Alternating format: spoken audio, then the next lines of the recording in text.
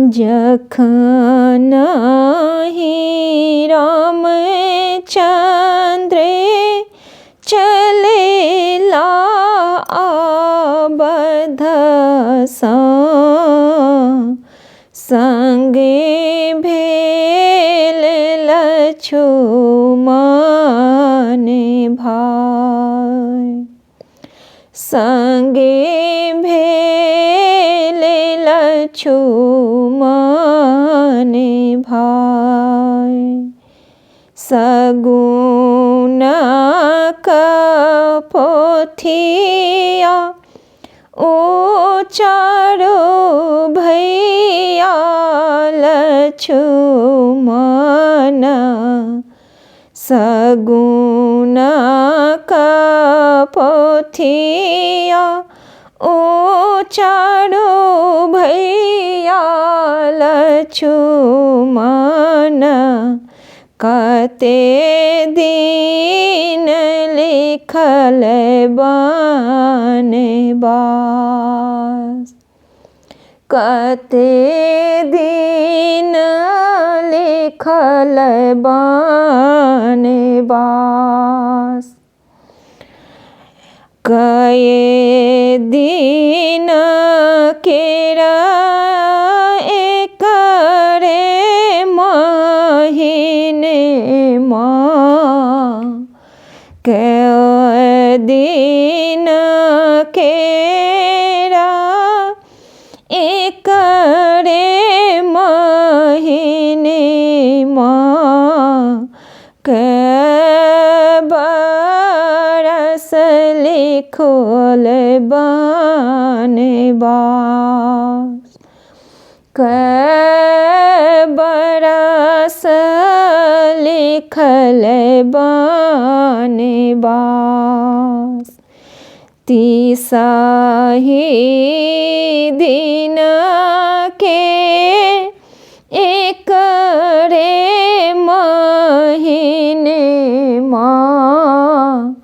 बारहे बरस लिखल बनवास, बारहे बरस लिखल बनवास। एकता बैरिन भेल विध विधाता, दोसर के कई माय। एकता बैरिन भेल विध विधाता, दोसर के कई माय।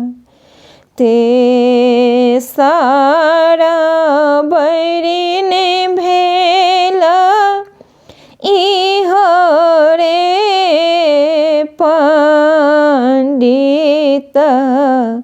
तीनू मिल देला बनवास, तीनू मिल देला बनवास। भनहि विद्यापति गावल उदासी, भनहि विद्यापति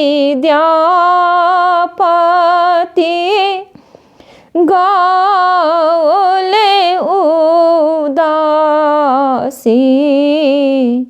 राम के लिखल बनवास,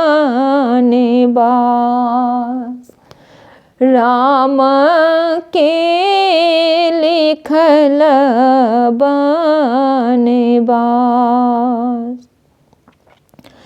जखन ही रामचंद्र